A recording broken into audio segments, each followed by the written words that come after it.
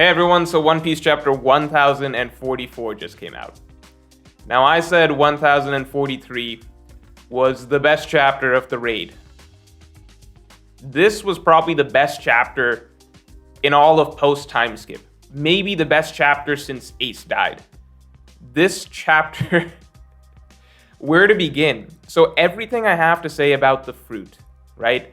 99% of what I have to say about the fruit, I'm going to be saving for Tuesday's video because there's so much that I want to go into about this fruit.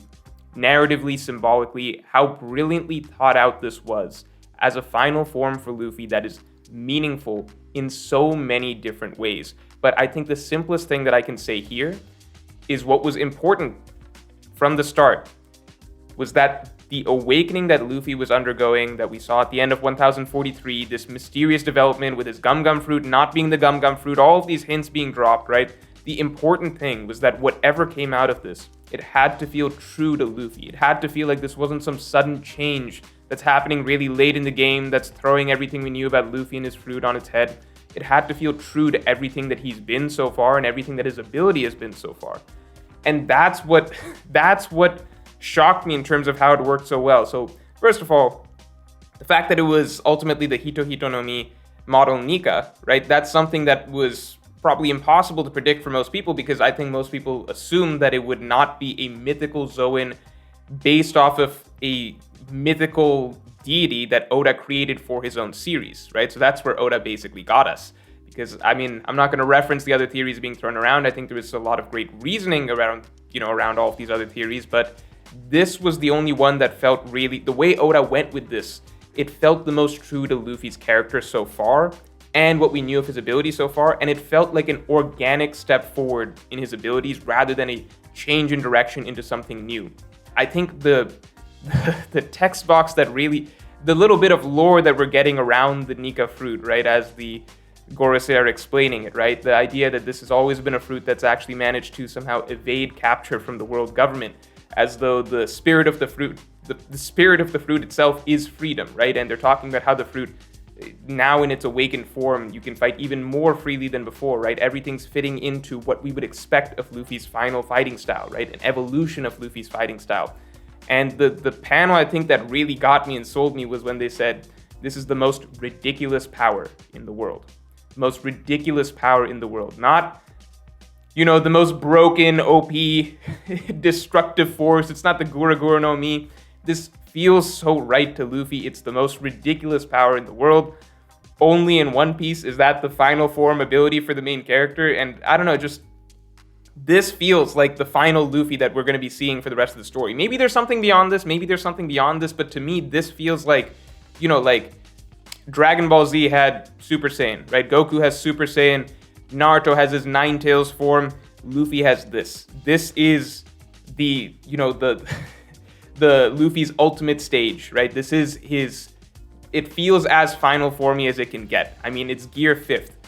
And it blows, by the way, Gear 4th, Gear 3rd, Gear 2nd, all of those reveals out of the water. Even when Gear 4th came out, right? Gear 4th, great reveal. I mean, obviously a very epic, memorable chapter. I never felt as though Gear 4th lived up to the hype of Gear 2nd just because of the novelty of Gear 2nd. This is me personally. The novelty of Gear 2nd when it first came out. Luffy had never had a power-up before. We didn't understand what was happening. Gear 4th, I think a lot of people kind of knew that was sort of in the works, probably from post-time skip. A lot of people were kind of like waiting on Luffy to unveil something along those lines. And the unveiling of Gear 4th, it was specifically meant to mirror Gear 2nd in many ways, right? Even the chapter number down to down to that detail. So both those power-ups, again, very iconic power-ups. I'd still place Gear 2nd a little bit ahead in my book for the novelty of it. The way they came out and, the seriousness and the tone that came with those, I love the fact that Gear 5th, the most important one, the one that we very possibly, this is the one that we're going to be following for the rest of the story, right? This one was just a completely different direction. A completely different direction. This isn't like, when we finally see the form, it's not Luffy, doing a cool pose like Gear 2nd or with Gear 4th, right? He's not, got his fist on the ground or in this, this action pose or anything like that. Gear 5th is Luffy rolling on the floor laughing. That is when we get the full image of Gear 5th. It's so much about the opening parts of this chapter, the build up to it, the drumming, all the characters kind of looking up, and observation hockey users in particular. Sanji's waking up for this one. A pity we couldn't see the rest of the Straw Hats, but they're not observation hockey users. They're not going to be picking up on this. Obviously, we saw Nami's reaction, but, Kid, Law, everybody looking up, Kaido realizing something's going on, and Luffy, it's not, some really crazy, again, it's not like the other gears or anything like that. He's on cloud 9. That's literally it for the beginning of this chapter. He's just filled with so much ridiculous, boundless, brimming confidence and just certainty in himself. It's crazy, and he just calls it Gear 5th on a whim. That opening little monologue from Luffy where he's so happy and cheerful and carefree. I don't think we've ever seen him talking like that in a scenario quite like this with the stakes this high. So, I don't know. I just loved everything about the way that we led towards the unveiling of, the form and what it can do. I love what the form actually is. Again, I'm going to be elaborating on that much more in this coming week's video. Let me talk briefly about the Hiyori Orochi section. Even though I could not care less, I think, at this moment in time about Hiyori and Orochi, I think in general I'm just never going to care about... Never is a strong word. But I think I find it very difficult for myself to care about either of them right now, especially in this scenario. But I will give Oda great props for something that I think might be going a little underappreciated at the moment, which is, yes, Onigashima has been messy in many ways. But one thing that Oda has been doing really well, in my opinion, is syncing up certain events happening, I guess, simultaneously to kind of bounce off each other. So what I mean by that is basically, I think particularly with the Wano characters and then what the Alliance characters are doing, right? So, for example, Luffy splitting the sky, that whole chapter, the backdrop of that was Inuarashi Nekomamushi fighting Jack and Perospero, right? So their Sulong forms, them needing the moon to come out, right? The clouds to clear and everything like that. If you go back and read that whole chapter, Oda juxtaposed that very well and synced that up really well to have extra oomph, or really adding extra oomph to Luffy splitting the sky, and how that really recharged and re-energized the whole alliance and gave them a huge kick. He synced that up with Inuarashi and Nekomamushi winning their two fights thanks to Luffy splitting the sky, and that made that moment that much more epic, where the effects of Luffy splitting the sky with Kaido are actually rippling down and causing the other characters to win two major fights in the wake of that. Love that. Similarly, Raizo Fukurokuju, you can joke about that fight as much as you want, but I liked in retrospect how Oda was syncing up sort of the heating up of that fight over time. As that fight heated up, the conflicts that were going on in the foreground, I guess, were heating up with the calamities going down, and then finally Raizo Fukurokuju, that hit basically its boiling point, its peak temperature, as Kid and Law showed their, unbreakable fiery spirits or whatever against Big Mom and defeated her, so that timed up pretty nicely.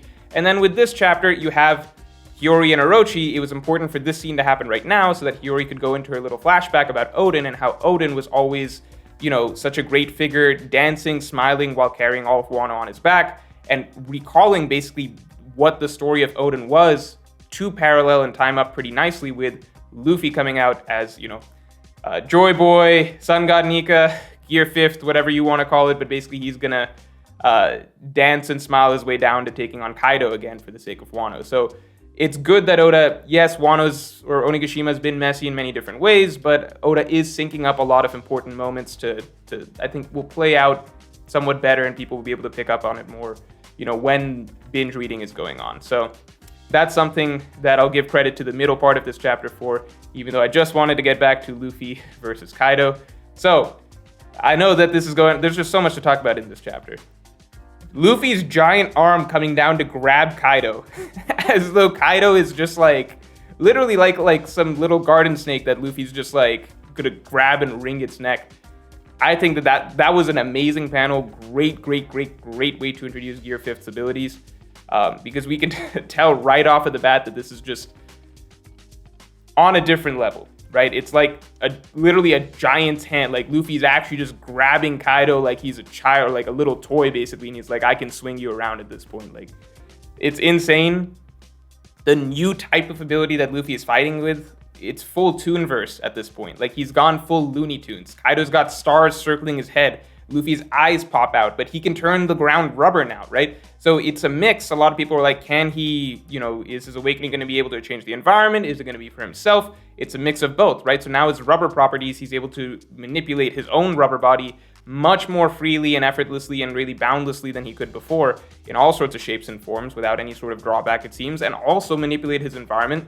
And also, I don't know how much of this is like actually Luffy stretching reality in some sense, or if Oda's just doing this for, I suppose, to really add to that Looney Tunes style effect, these little extra effects he's doing of the eyes popping out. He had that for Kaido, he did that for Luffy, he had the stars around the head for Kaido. I don't know how much of that is, I'm just going to ignore that for the moment. I'm assuming it's not literally an ability of the fruit. Maybe it is, maybe it isn't. It doesn't really matter. What matters is that Oda's going full in on, Luffy being a full-on cartoon at this point. And it's just, I don't know, it's just so refreshing to see that in this high-stakes level of a fight, this is how Luffy's fighting, because it just feels so natural to him. It feels so natural that this is like the fully realized Luffy that we'd be seeing. So I love that. Love the fact that he's able to mollywop Kaido right now so easily. Granted, it is Kaido's dragon form. It does actually bring back, I think, some imagery of this goes straight back. We talk so much about how Wano is similar to Thriller Bark, playing off so many things from Thriller Bark. This chapter and the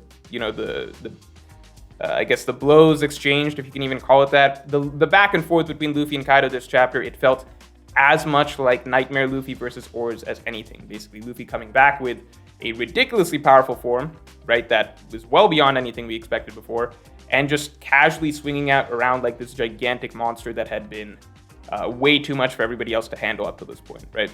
I think even Luffy's just swinging Kaido back and forth and smashing him on the ground one end, then the other end, then one end, then the other end, that's identical to what Nightmare Luffy did to Oars. So I don't know how much of that is an intentional callback. I'm going to assume it is because it's Oda, so I'm just going to assume it's intentional. It feels very, very, very similar. And then the way the chapter ended, right? So granted, it's Kaido's dragon form. He's probably going to transform back into hybrid form, I assume, next chapter, so we have to wait and see. But Kaido's happy about this, and that's to be expected because Kaido, as he says, that was not a real victory. What just happened was not a real victory.